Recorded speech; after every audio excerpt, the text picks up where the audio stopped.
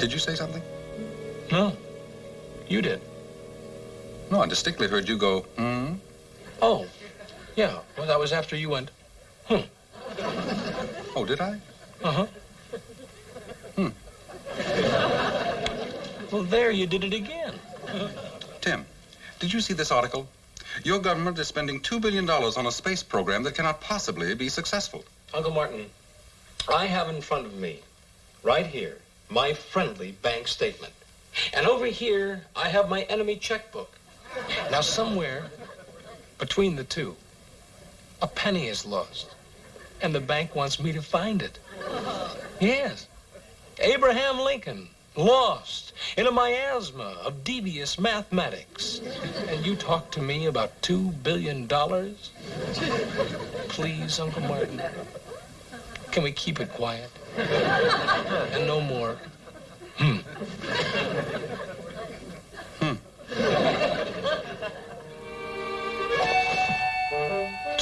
billion.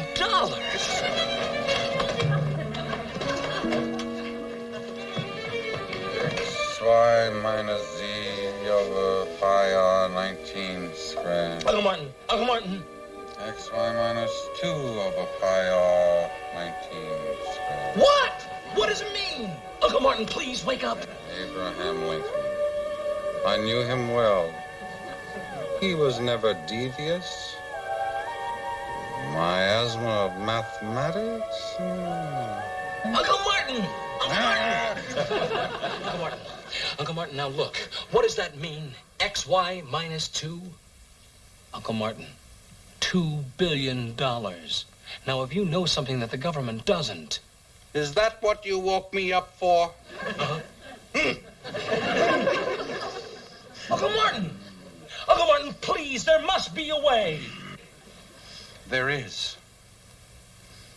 Pay the $2 billion.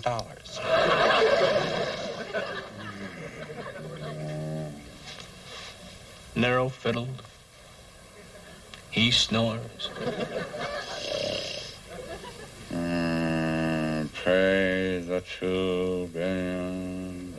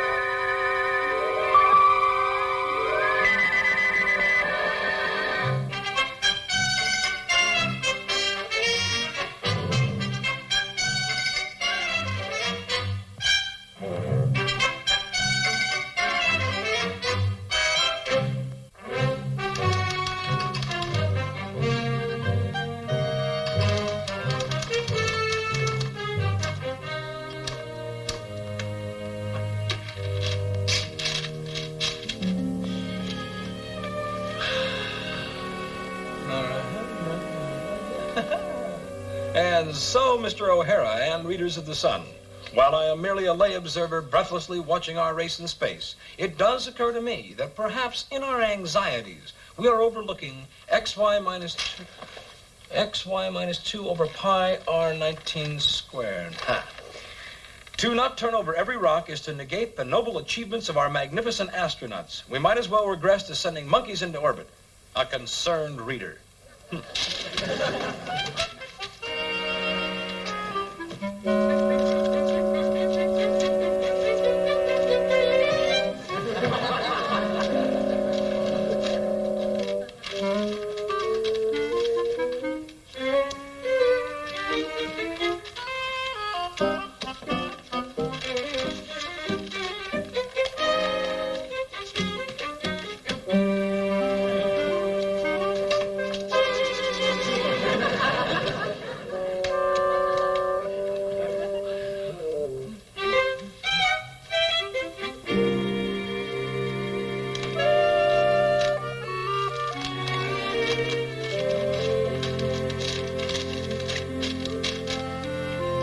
Mr. O'Hara, it seems to me that $2 billion...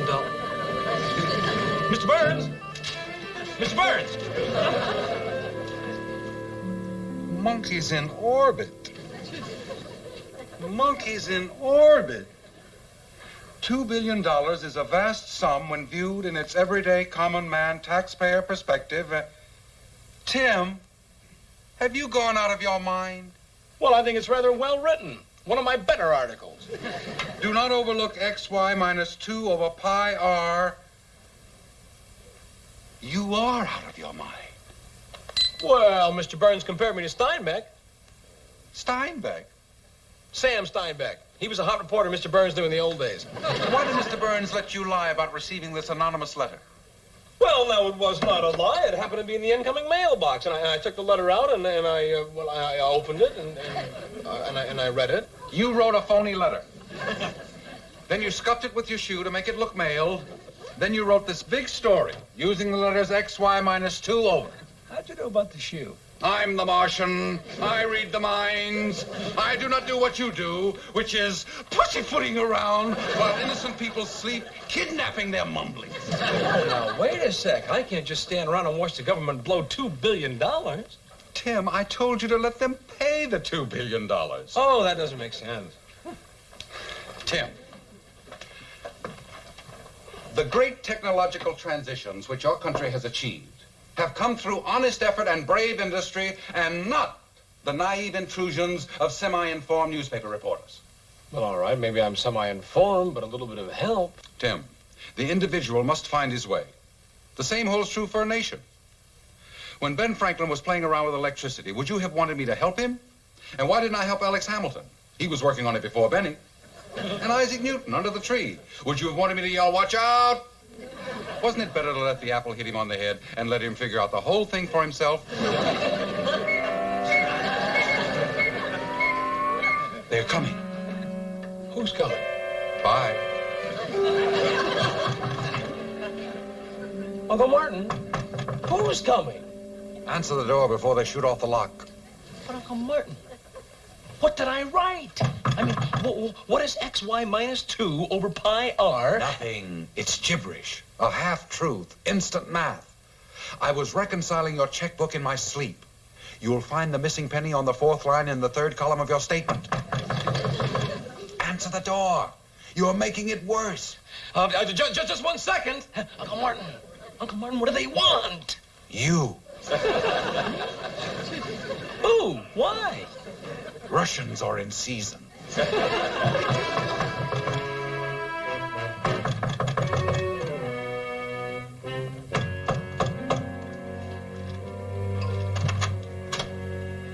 Mr. O'Hara?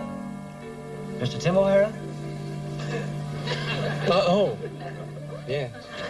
May we come in?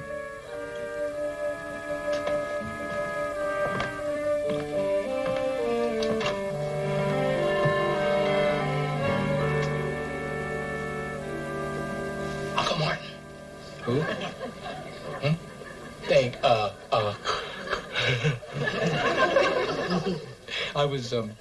I was sleeping. You woke me up when you knocked on the door. Do you, usually sleep in your towel? Oh. You realize you made an error here? Yeah, you made the mistake of a penny. 4th column, 3rd line. No, just 1 second. Just one second. Both of you guys.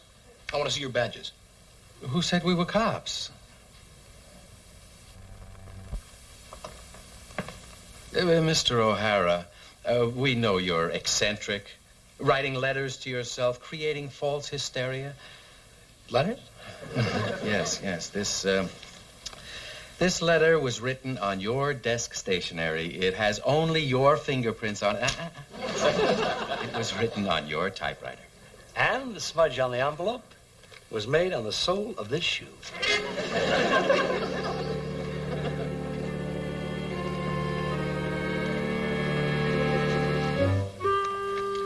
Shall we?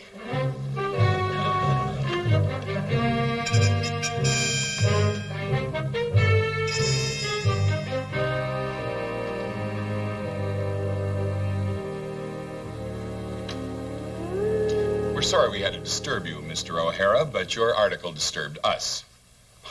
It's just an article. There is no such thing as just an article. In the space age, every bit counts, one way or another. Well, all I meant to do was... Create some doubt. Well, as a citizen... Of what country?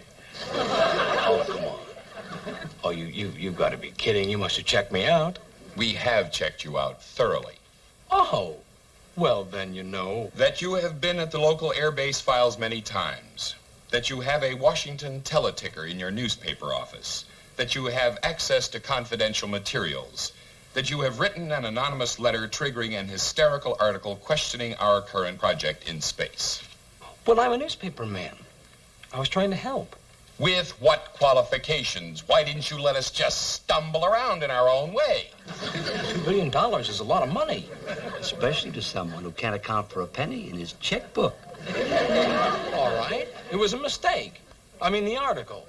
I shouldn't have said that we received an anonymous letter. It was a lie. XY minus 2 over pi R19 squared? Oh, well, that was gibberish. A half-truth. It happened to fit. It couldn't. I mean, it shouldn't. I mean... I think he's a Russian. Oh, you couldn't. I mean, you shouldn't. I mean, you wouldn't. I mean, you could, but you shouldn't. Oh, well, the whole thing didn't fit, Mr. O'Hara. The pi R19 squared was nothing, but the XY minus 2. Let us say that could be the start of something big.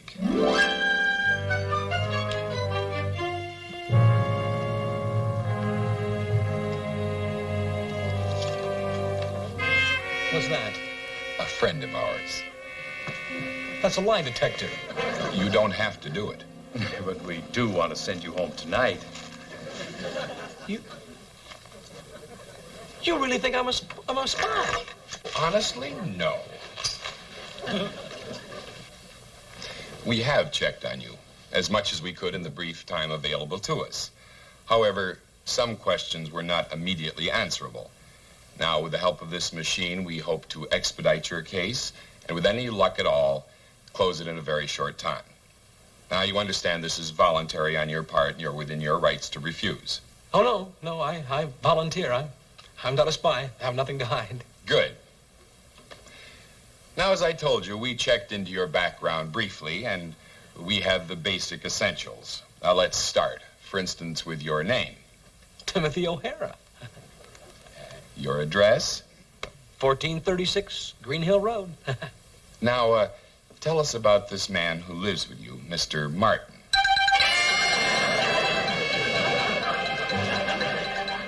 Oh, come now, Mr. O'Hara. Let's not have the pen jump around now. Just take it slow and easy. Tell us about Uncle Martin. Yeah.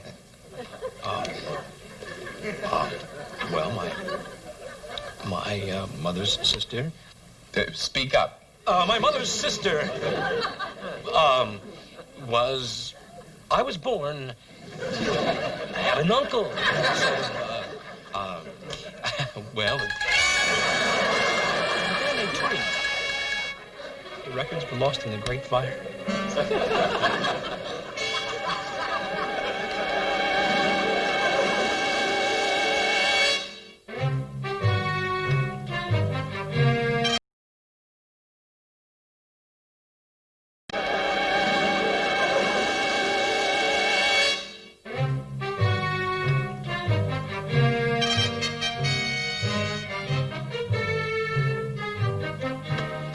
Sorry, Uncle Martin. I just didn't know what to say. You should have told him the truth.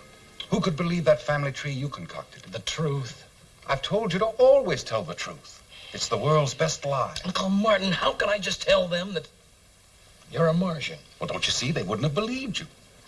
But that machine... Would have recorded that you were telling the truth.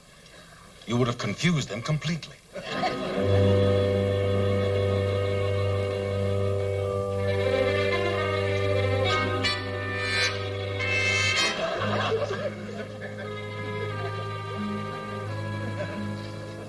What have they got in there? What did they use on you? Lie detector? I know that. Did it have a moving pen? Yes. Archaic. Uncle Martin, are you going to tell the truth? Certainly not. It's one thing for you to tell the truth, another for me. I have no social security, no school records, no traceable birth. But don't worry. They don't stand a chance. I'd like to ask that question again. Certainly. I was born in South Bend, Indiana. Tim's mother was married to my family on my half-brother's side.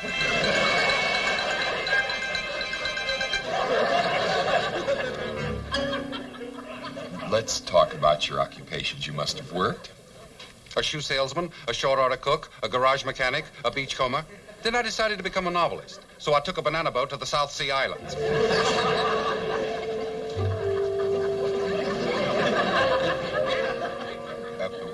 Would you mind waiting outside for just a minute? We'll call you.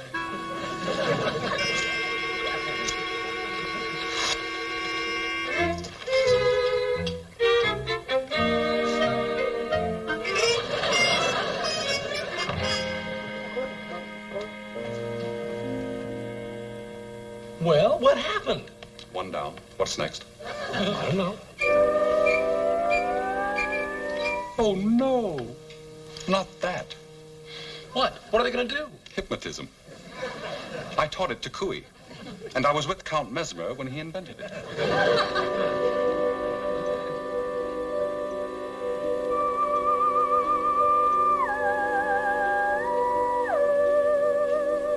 You understand this is purely voluntary. You may call your lawyer if you wish. I have nothing to hide. You are in a rowboat. Rowboat. It is a lazy summer day. You're drifting. Drifting in the cool breeze. Drifting. Drifting. Relax. Look deep into my eyes. Relax and look deep into my eyes. 7 years ago, our fathers brought on this continent a new nation, conceived in liberty and dedicated to the proposition that all men are equal. We are now engaged in a great civil war, testing whether that nation or any nation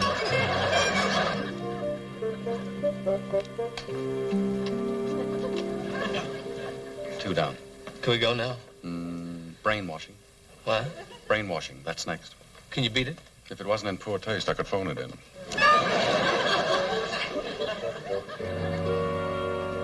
You understand this is completely voluntary. I was born in Keokuk, Iowa. Actually, we moved to South Bend after the Great Flood. Let me ask. I am not now and never have been a member of any subversive organization. Thank you. I didn't ask that. No, I didn't. Where did you... Princeton, Yale, and Harvard at various times. I matriculated at early ages. And where were you born, sirs? And what are your names? Jackman, James... This girl, Carol, would you...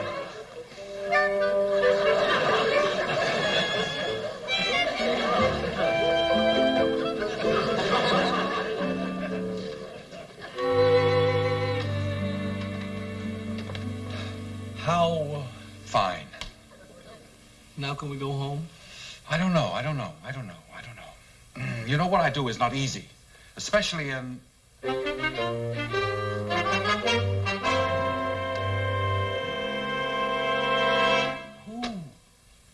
I don't know. The longer I'm down here on your Earth, the oxygen,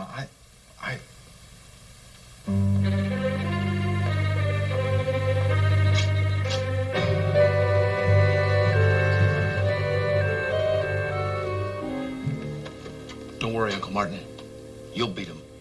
I don't know, Tim. I don't know. It's something difficult, strange. Drug? This is...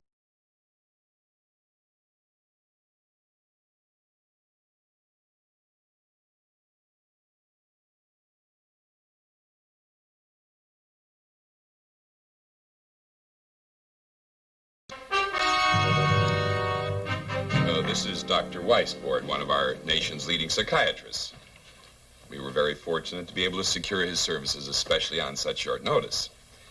You understand this is voluntary, but since you volunteered before, we felt you'd have no objections. Is it a truth serum? A derivative.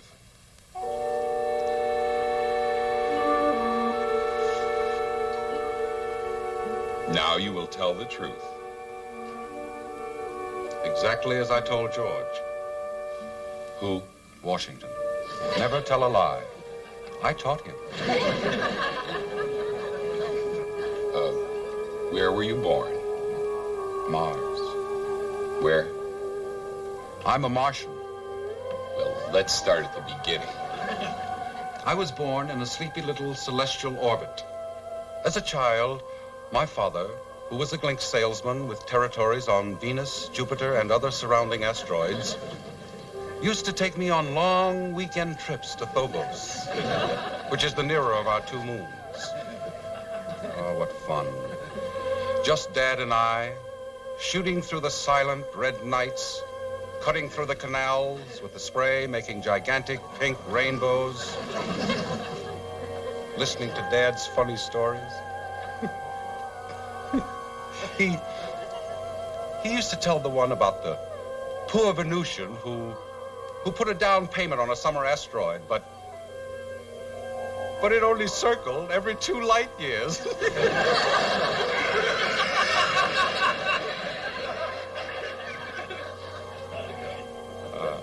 Sometimes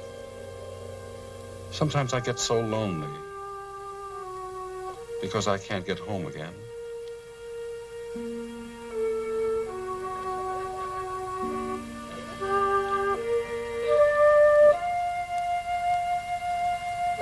You can take him home now. Beautiful Mars, land of the 7 suns and the gorgeous dancing girls. We understand your anxieties now. You do? They're his. He influenced you. Oh, he'll be all right in the morning. Actually, he's just having a marvelous night's sleep. Show me the Milky Way to go home. The reason you were called in was that in checking your records, we learned about him. You did? Mm-hmm. But we're perfectly satisfied now that he's just a peaceful Martian visiting here on Earth. The classic syndrome of patriotic anxieties of the day. You see, we all want to go there, to outer space. Some of us want it so bad we think we are there or have been there. I suggest you treat your uncle kindly. He's not a well man. Thank you, sir. We'll take the Milky Way to Venus. On the North Star, we'll play tennis. But watch out for Joe from Jupiter. He's a blooming menace. Uncle Martin, don't push it. Pay the $2 billion. Pay the $2 billion. All the girls on the moon are lovely indeed. On the moon.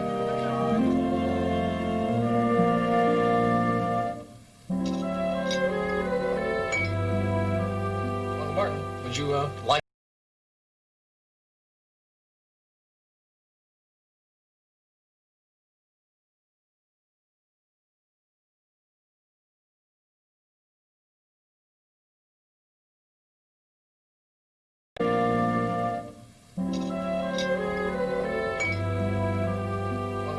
Would you like anything else? No, thank you, no.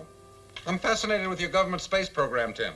Did you read here where they've approved an additional $1 billion to the original $2 billion? That makes $3 billion. Well, I've learned my lesson. Let them pay The $3 billion. The additional $1 billion will be used for the extensive development of oxygen thermal rockets, which is exactly what they need. They're going to make it, Tim. You mean it? We're going to be all right? Of course you are. I never said you weren't going to be. It's like a child, Tim. When it starts to walk, it falls down. Then it picks itself up, takes a few steps, and falls again. But you always know it's going to be all right. You know it's going to figure out why it's falling, and that's when the child starts to walk.